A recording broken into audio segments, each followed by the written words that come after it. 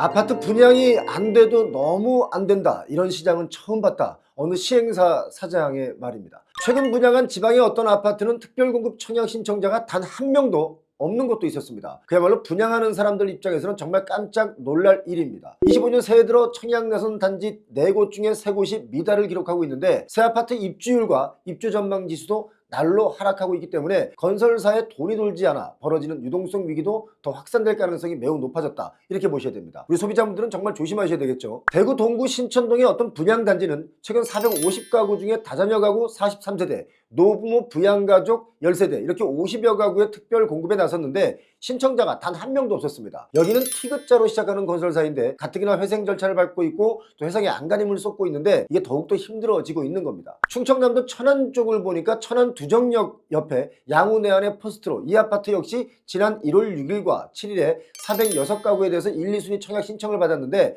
단 63명만 신청했습니다. 너무 적지 않습니까? 406가구 중에 63가구 신청했으니까 결국 343가구가 아예 신청자가 없는 겁니다. 지하철 1호선 두정역 바로 옆인데도 불구하고 이렇게 신청조차 미비한 거죠. 두정역은 천안역과 한 정거장 차이고 천안 IC 나가서 가장 가까운 지역이죠. 분양가도 다른 곳에 비해서 높은 편이 아니었습니다. 전용 면적 64제곱미터가 3억 5천만 원에서 3억 9천만 원 선, 그리고 전용 84제곱미터가 4억 5천만 원에서 4억 9천만 원 선으로 비교적 좀 저렴하게 분양가가 책정이 됐는데 역시 흥행에 완전히 참패한 겁니다. 천안이라는 지역이 제가 보기엔 정말 아이러니한 지역이다 라고 생각됩니다. 왜냐하면 우리나라 지도를 놓고 보면 아주 좋은 위치에 있는 도시이고 사람들의 인심도 좋아서 살기가 참 좋은 곳인데 아파트 가격은 타 도시에 비해서 아주 저렴한 편입니다. 우리나라 제2의 도시 부산 쪽을 가면 부산 강서구 대저 2동에 부산 에코델타시티 대방 엘리움 리버뷰 아파트가 있습니다. 잠깐만 이거 제가 이 아파트 이름을 읽고 보니까 참 이름이 깁니다.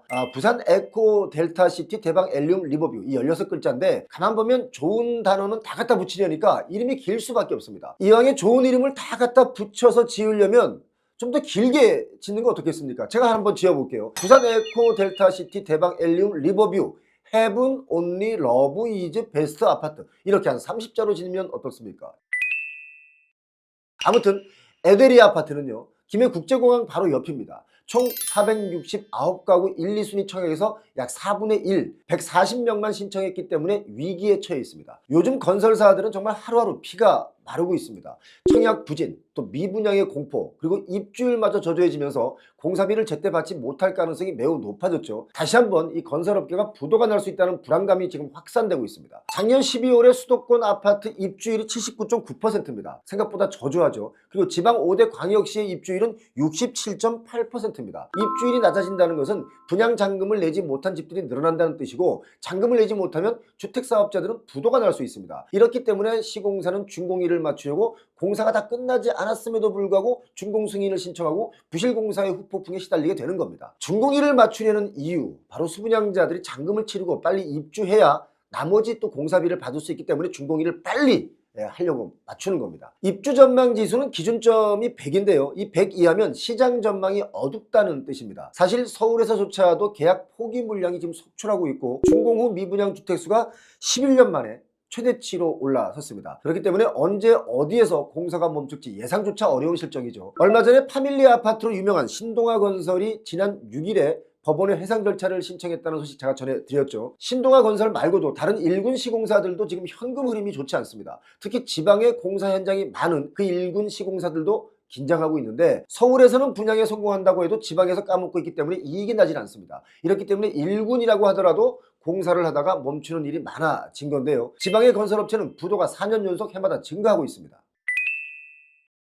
국토교통부 자료를 보니까 지난해 11월 말에 전국 미분양 주택이 자그마치 6만 5천 세대가 넘습니다. 집값 급등기였던 21년 12월에는 미분양 주택이 한 17,000가구 정도밖에 없었습니다. 이것과 비교를 하면 미분양 물량이 한 267% 정도 급증한 겁니다. 상황이 이렇다 보니까 건설업계에서는 위기를 극복하기 위해서는 결국 수요 진작이 가장 시급하다라고 얘기를 하면서 수요가 늘어야 사업성이 개선되고 또 PF 사업도 재개할 수 있다. 그래서 수요가 늘 수 있도록 여러 가지 규제를 좀 풀어달라 이런 얘기들을 많이 합니다. 그런데요 제가 볼 때는 수요를 진작해주기 위해서 여러 가지 규제를 풀어주면 이게 해결되는 게 아니라 수요가 있는 지역에 집을 지어야 한다라고 저는 봅니다.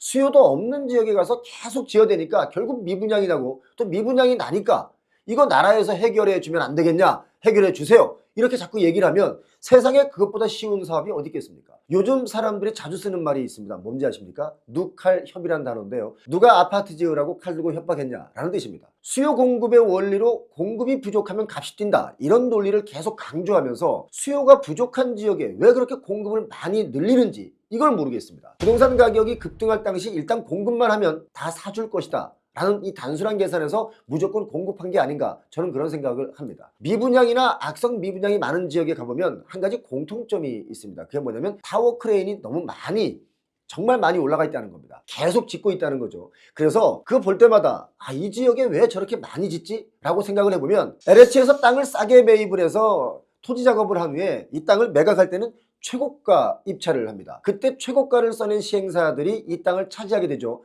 돈을 많이 주고 남들보다 더 비싸게 주고 이 땅을 사게 된 겁니다. 그러니까 사업을 물릴 수가 없고 일단 또 분양가도 높습니다. 그러니까 지으면서 분양이 잘 되고 말고는 하늘의 운에 맡기는 겁니다. 일단 내 돈 들어간 돈이 많기 때문에 이걸 회수하려면 지어야 되는 거죠. 본인들은 분양에 최선을 다한다고 하지만 제가 볼 땐 그렇습니다. 결국은 땅값을 비싸게 주고 샀기 때문에 분양가도 높게 책정해서 분양이 안 된다. 미분양이 많을 수밖에 없다. 저는 그렇게 해석하고 있습니다. 여러분 제 의견에 동의하십니까? 얼마 전에 GTX A노선 출발역인 파주 운정역에 갔더니 역사 주변에 아주 빈 땅들이 많았습니다. 거긴 왜 그렇게 빈 땅이 많은가 제가 봤더니 모두가 좀 전에 얘기한 대로 아주 비싸게 낙찰받은 땅인데 시공사들이 미분양 날까봐 공사에 참여를 꺼리기 때문에 빈 땅으로 그냥 남아 있는 겁니다. 자, 이렇게 되면 땅을 살 때 빌렸던 브릿지론 이자가 계속 늘어나겠죠. 이런 땅이 나중에 분양을 하게 되면 분양가가 엄청나게 비싸집니다. 시행사들끼리 서로 경쟁하다 보니까 최고가로 내가 써내야 이 땅을 차지하게 되는데 그럼 시간 경과에 따라서 금융 이자 비용이 더 얹어지지 않습니까? 그 비용들을 나중에 수분양자들이 다 떠안아야 끝나는 게 바로 개발 사업인 겁니다. 그러니까 미분양이 많이 나는 가장 큰 이유는 가격이 비싸기 때문이고, 두 번째는 수요가 부족한 지역에 공급이 많아서 그런 겁니다. 건설업의 위기는 수요 예측과는 상관없이 무분별한 개발이 첫 번째 원인인 것이지 경기 침체가 첫 번째 이유는 아닙니다. 결국 무분별한 개발이 금융 리스크를 만들고 그것이 경기 침체에 일조하는 경우인데요. 이렇게 무분별하게 개발하고 나서 미분양이 나면 나라 정책이 이상하다,